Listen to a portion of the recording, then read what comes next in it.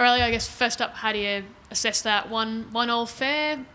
Yeah, probably. I think they probably had more shots in and around the box, which we blocked, and we had some really good one-on-one. Medin, unfortunately, couldn't put one in the back of the net.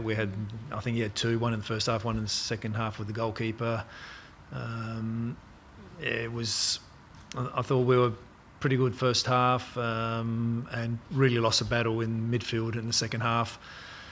But what I really liked was, and we spoke about those moments when it's not exactly on your terms, that we just have to dig deep, and they certainly did that. So I'm happy because there's a good atmosphere, the culture's right. They adapt to different situations, and it's not always going to go your way. As much as we like to be a little bit more dominant, which we weren't today, especially in the second half. Sometimes you just got to roll up your sleeves and get through the work, and we did that. I mean, Patrick, he obviously had the moment last week. Tonight there was the fumble. I think he probably thought he was maybe fouled for that goal, but difficult moment for him. But on the other hand, he made some terrific saves, including stopping the winner. How'd you see his night? Yeah, look, he made, I don't know, was it 4 or 5 decent saves, and then he had that moment there with a goal, and I keep repeating myself every week. I try not to every week, so that means if I'm not talking about it every week, he's not making a mistake. But that is all part of the process, unfortunately. I thought originally it was a foul, but obviously, they looked at it and it was a clear goal. So again, a learning moment for him, but he kept us in the game at some of those moments. So part of his growth. I guess that goes for Medin as well. Like, he had those couple of chances. He obviously couldn't take them, but he's a 17-year-old getting in positions and having the strength to hold off a couple of grown defenders and have them to begin with. Yeah, he's going to learn a hell of a lot, and he's learning quickly. He's learning every week. He's learning and understanding about what's required at this level, and he's certainly going to get there, and just going to take a little bit of time. But I think what's encouraging is, he fluffed that one in the first half, the ball over the top, one-on-one with the keeper. And as strikers, when you miss opportunities like that, you tend not to go back in there because the fear of failing again. But he's strong mentally, and he just went back in there, and he again worked very hard for us tonight. And unfortunately, he probably deserved the goal tonight, but unfortunately it didn't happen. Towards the end of the game, notable when both coaches are turning to their benches, Victory's turning to Bruno Fornaroli, Nishan Valupale, a couple of Socceroos, Adama Traore, old pro, Santos, Brazilian import. You're bringing a lot of kids off. Just how difficult is that for you as a coach with the current injuries that you're being hit with, and I guess a lack of senior depth that you have to call on? Yeah, look, we're absolutely tested with our depth, but in saying that, that's our options. We don't have any other options at the moment, and good for them because they get some opportunities. And we're always, we have, for example, German on the bench, but trying to figure out if it's right moments for him to go in there. Today we chose Callum to get into the fullback position, and we pushed Nate into the midfield. So our midfield depth is a little bit light, to be honest. So we're just trying things, and it is what it is. Whoever's on the bench is good, whatever minutes they get, they got to try to give us the maximum effort, and I think they did that tonight. So I think I said some weeks back, if the effort's there and it sometimes doesn't go your way, and you got to keep fighting and not whinge about it, and just keep trying to go back into the world and work your way through things, and that's part of all sport, I suppose, and just adapting to situations. We probably could have had a second goal early in that second half anyway. There was a great ball across the front of goal where Harry Politides wasn't on the back post, and then there was one exactly the same where Jona wasn't on the back post. So just all those games are full of moments, and if you're in the right spots at the right time, you generally get those moments. Unfortunately, it wasn't our night for that. With so many attacking options unavailable, and Cohen's finish was just spectacular. He seems to be really Great standing finish. up in his. That's certainly one thing he can do. He gets an opportunity from, doesn't really matter from what range. He's got a sweet left foot and scored a great goal. I think Stevie was the first one who played that ball across the park, and it was a great finish. And I think we've already seen him score a couple of goals like that anyway. One in Perth and one in Brisbane. So we signed him for those reasons. And he was really competitive tonight, and that was always something that's always on our mind. He's not one who's going to always go into battles, but tonight he really did, and Andreas really gave us a lot. But we started losing a little bit of control in that second half.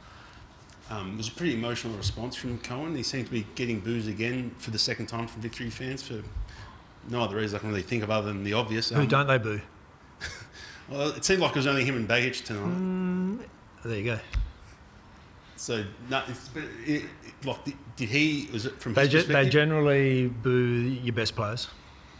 So, from his perspective, that's what he reckons that is as well. Yeah. No. If Lecky and Andrew Naboo were playing, they'd cop the same thing as well.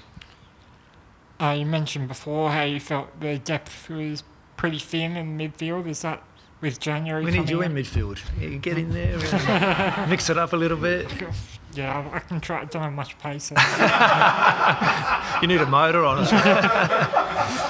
Yeah, look, I said the depth is thin at the moment, but in saying that, the kids got the opportunity to show us what they can do, and they're training hard. And Lawrence Wong, you didn't see him tonight, but he made an appearance on the bench. I think he was absolutely waiting for the moment to get on.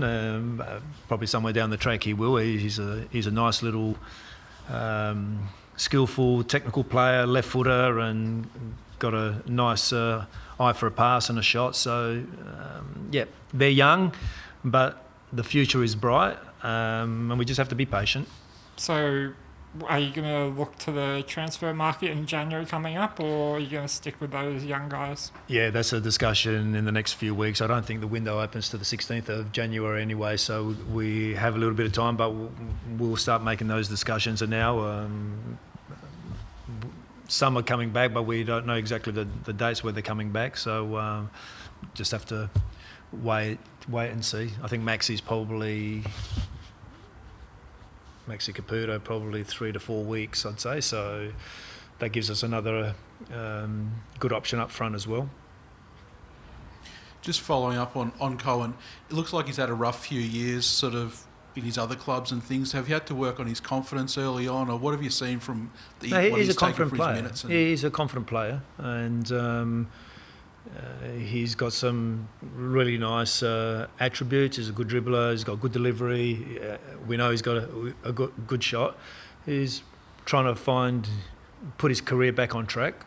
So when we spoke to him, thought it was a good opportunity just to come outside of Europe and have a look what it's like. I think it hasn't been easy, that's for sure, because I don't think there's too many foreigners that come here and think it's easy, because it really it really is a physical league, and people run, and that's how it is here. So in Europe, in some places that you can sort of cheat and not run back and those sorts of things, but the opposition here in Australia, they're running the other way as well. So it's a little bit like basketball. You got to run the floor up and back. That's how it is.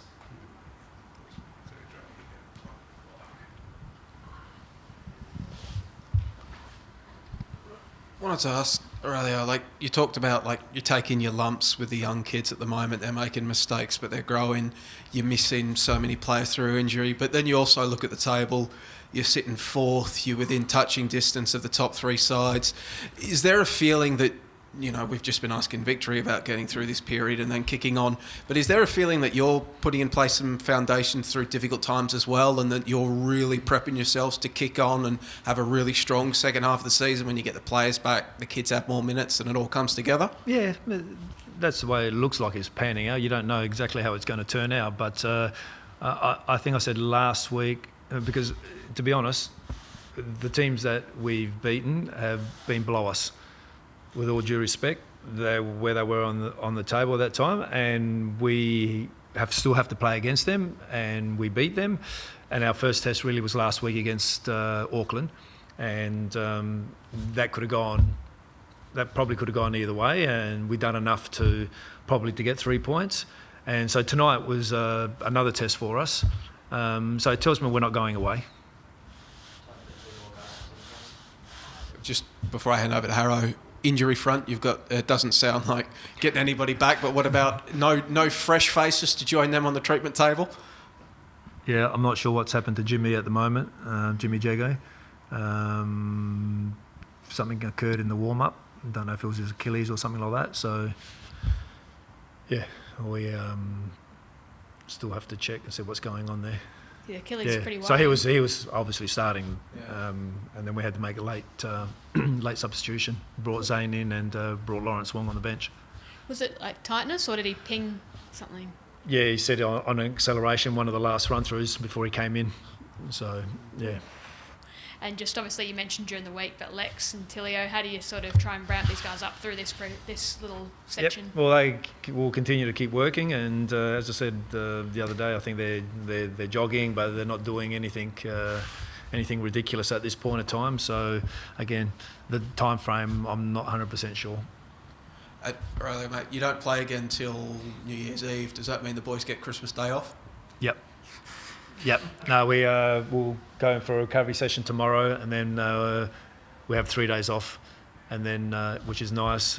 And then we're coming back in ready for a New Year's clash against Central Coast, and a very difficult game.